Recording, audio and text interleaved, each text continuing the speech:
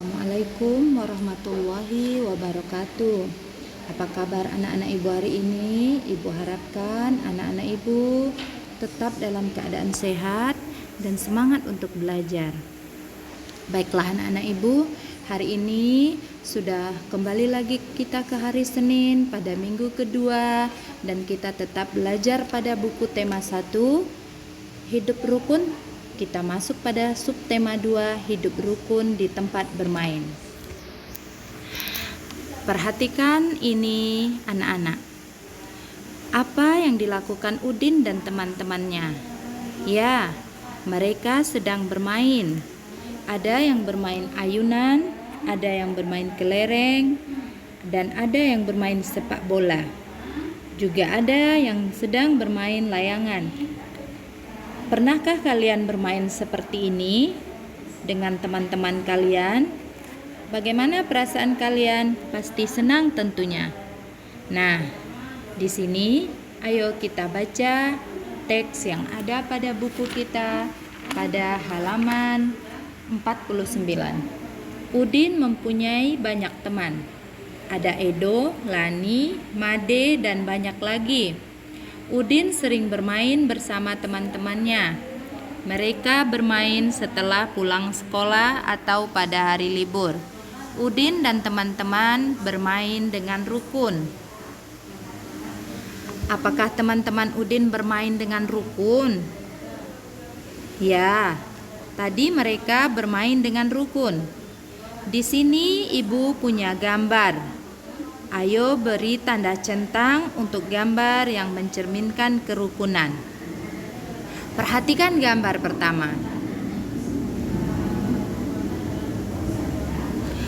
Apakah gambar ini menunjukkan sikap rukun? Ya, ini menunjukkan hidup rukun dan akan kita beri tanda centang. Lalu gambar yang kedua. Di sini ada gambar ada dua orang anak yang sedang bertengkar saat bermain bola. Tentunya ini tidak mencerminkan hidup rukun. Dan gambar yang ketiga adalah gambar anak yang sedang bermain dengan senang hati dan ceria. Dan tentunya mereka sedang melaksanakan hidup rukun. Dan juga akan kita beri tanda centang. Gambar yang keempat adalah gambar anak yang sedang berebut mainan. Ini tentunya juga bukan mencerminkan hidup rukun. Dan gambar selanjutnya adalah gambar seorang anak yang sedang terjatuh saat bermain. Dan dua teman mereka sedang menertawakannya. Dan ini juga bukan mencerminkan gambar hidup rukun. Perhatikan gambar yang sudah kita beri tanda centang tadi. Ada dua gambar yang menunjukkan hidup rukun. Apakah kamu sering bermain bersama temanmu? Tentu iya jawabannya. Bagaimana sikapmu ketika bermain dengan temanmu? Bagaimana sikap kalian saat bermain? Apakah kalian curang, rukun, atau menghargai, menyayangi, atau saling membantu? Tentu kalian saling menyayangi, hidup rukun, dan saling membantu, bukan? Apakah kamu dapat bermain dengan temanmu jika tidak rukun? Tentu tidak. Jika tidak rukun, tentu kita tidak bisa bermain bersama teman-teman kita. Bacalah percakapan di bawah ini dengan nyaring. Di sini ada percakapan antara Udin dan Edo. Udin berkata, "Do, ayo kita bermain kelereng di lapangan." Edo menjawab, "Ayo Din, kita ajak teman yang lain." Udin, "Boleh saja Do, semakin banyak teman akan lebih menyenangkan." Edo berkata lagi, "Tapi Din, aku tidak bisa membawa sepedaku ke lapangan. Ban sepedaku bocor." Udin berkata lagi, "Tidak apa-apa Do, ayo aku bonceng naik sepedaku." Udin dan Edo mengajak semua teman-temannya bermain. Mereka tidak memilih-milih teman. Di sini ada percakapan Udin dan Edo. Udin mengajak Edo bermain kelereng di lapangan. Edo juga mengajak teman-temannya yang lain. Karena semakin banyak teman, semakin menyenangkan. Dan mereka selalu menjaga kerukunan. Nah, dalam percakapan tadi ada kalimat ajakan. Apa itu kalimat ajakan? Kalimat ajakan adalah kalimat yang digunakan untuk mengajak orang lain melakukan sesuatu. Kalimat ajakan biasanya ada kata ayo dan mari.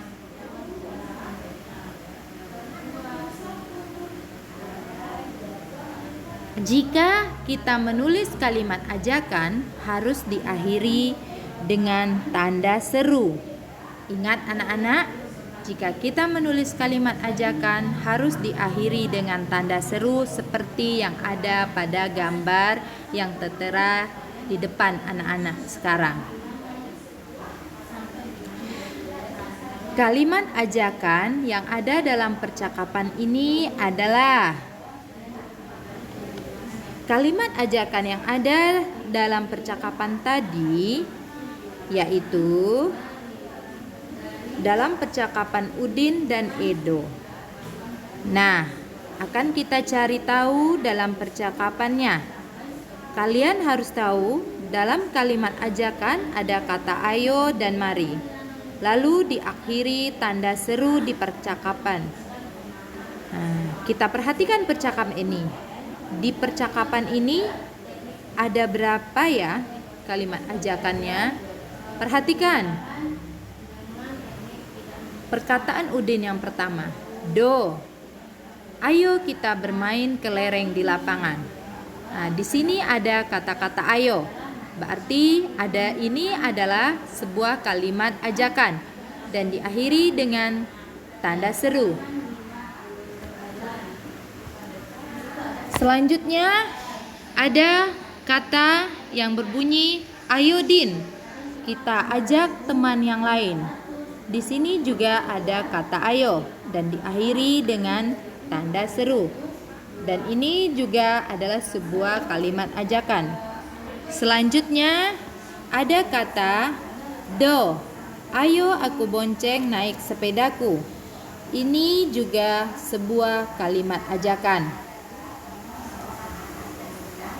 Ketika kamu mengajak teman bermain dengan kata ayo, berarti kita sudah mengucapkan kalimat ajakan seperti yang ada pada contoh percakapan ini. Amatilah gambar di bawah ini. Urutkan gambar di bawah ini sehingga menjadi sebuah cerita. Nah, di sini kita disuruh mengurutkan sehingga menjadi sebuah cerita. Di sini juga ada kata-kata ajakan, yaitu kata-kata mari dan kata-kata ayo. Nah, kira-kira kalau diurutkan gambar yang mana ya? Ya, itu di sana ada gambar, 3 gambar antara Udin dan teman-temannya sedang bermain. Ayo kita baca sama-sama gambar pertama. Setelah bermain, mari kita rapikan tempatnya untuk menjaga kebersihan. Gambar yang kedua adalah gambar tanpa percakapan, yaitu gambar Udin dan teman-temannya sedang bermain kelereng. Gambar yang ketiga adalah gambar Udin mengajak temannya Made bermain kelereng. Udin berkata, Made, ayo kita bermain kelereng di lapangan. Lalu Made menjawab, ayo Din, aku mengambil kelerengku terlebih dahulu. Di sini bisa kita lihat. Nah, gambar dari ketiga gambar ini akan kita urutkan Itu urutan pertama adalah gambar yang paling bawah.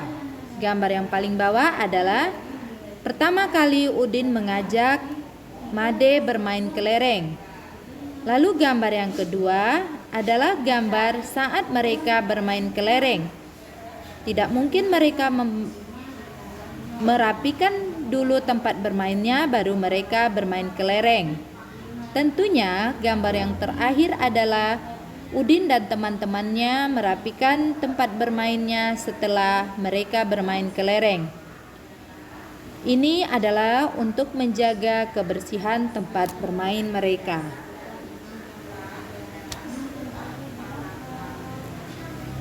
Nah, inilah urutan dari gambar yang kita urutkan tadi. Di lapangan, teman-teman Udin sedang bermain. Mereka melakukan berbagai permainan. Di sini Udin sedang bermain layang-layangan. Perhatikan gambar gerakan-gerakan anak bermain tersebut. Nah, ini adalah gerakan bermain dengan tali.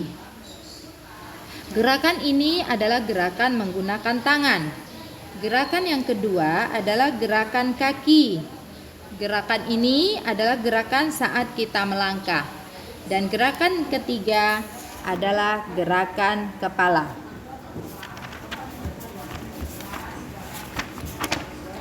Setiap hari kita pasti bergerak. Ada gerakan menggunakan kaki, tangan, ataupun kepala.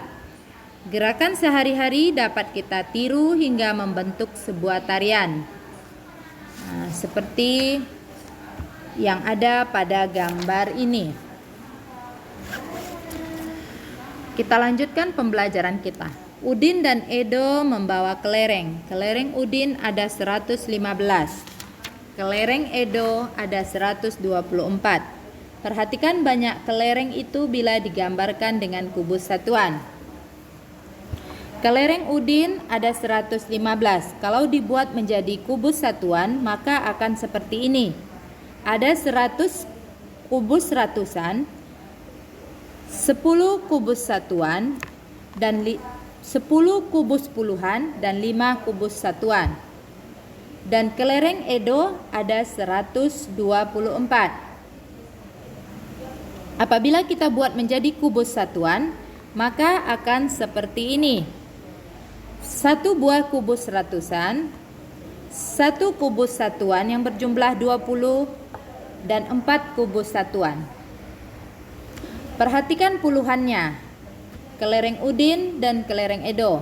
Pada kelereng Udin ada 10 kubus puluhan, dan pada kelereng Edo ada 20 kubus puluhan.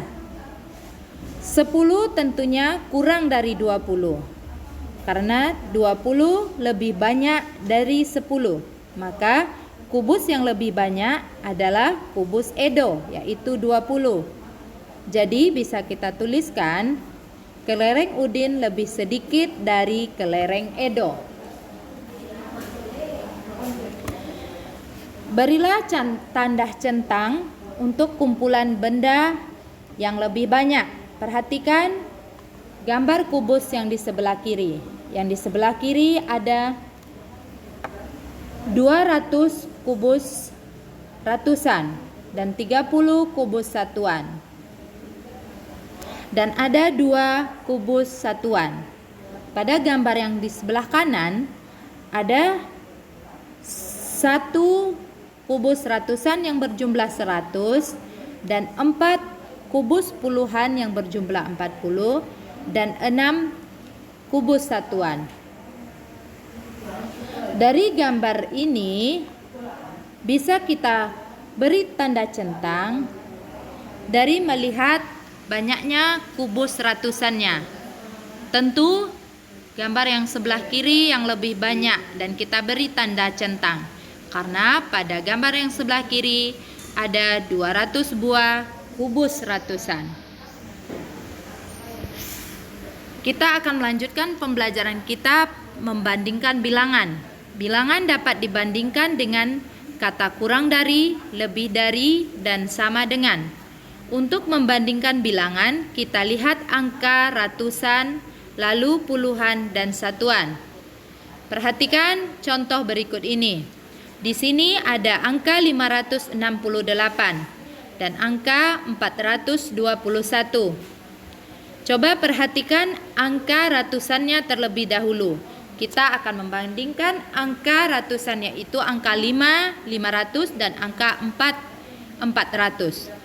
Angka ratusannya berada pada angka 5 dan sebelah kanan berada pada angka 4. Tentunya angka 5 ratusan dan angka 400-an apabila dibandingkan lebih besar angka 5 daripada angka 4. Karena angka 5 lebih besar dari angka 4, maka kalimat perbandingannya adalah 564 lebih dari 421. Lalu bagaimana jika angka ratusannya sama? Jika angka ratusannya sama, maka kita bandingkan angka yang kedua, yaitu angka puluhannya. Perhatikan contoh berikut ini. 671 akan kita bandingkan dengan 682. Pada contoh ini, angka ratusannya sama, yaitu sama-sama 600. Perhatikan angka puluhannya. Yang di sebelah kiri ada angka 7 yang nilainya 70. Di sebelah kanan ada angka 8 yang nilainya 80. Karena angka ratusan sama, maka kita bandingkan puluhannya. Tentunya angka 7 akan kurang dari angka 8. Maka kalimat perbandingannya adalah 671 kurang dari 682. Lalu bagaimana jika angka ratusan dan puluhannya sama? Jika angka ratusan dan puluhan sama, maka kita bandingkan satuannya. Perhatikan contoh berikut ini. 917 dan 913. Pada angka ratusannya sama-sama berada pada angka 900. Dan pada angka satuannya juga sama, yaitu pada angka puluhan yang ditandai dengan angka 1. Sekarang perhatikan angka satuannya. Pada angka satuan yang sebelah kiri adalah angka 7 dan yang di sebelah kanan ada angka 3. Karena angka ratusan dan puluhannya sama, maka kita bandingkan satuannya. Angka 7 lebih kecil dari angka 7 lebih dari angka 3. Maka kalimat perbandingannya adalah 917 lebih dari 913. Nah, anak-anak, sampai di sini dulu pembelajaran kita hari ini. Ibu berharap anak-anak memahami yang Ibu sampaikan. Teruslah belajar dan belajar agar menjadi anak yang cerdas. Ibu akhiri dengan Assalamualaikum warahmatullahi wabarakatuh.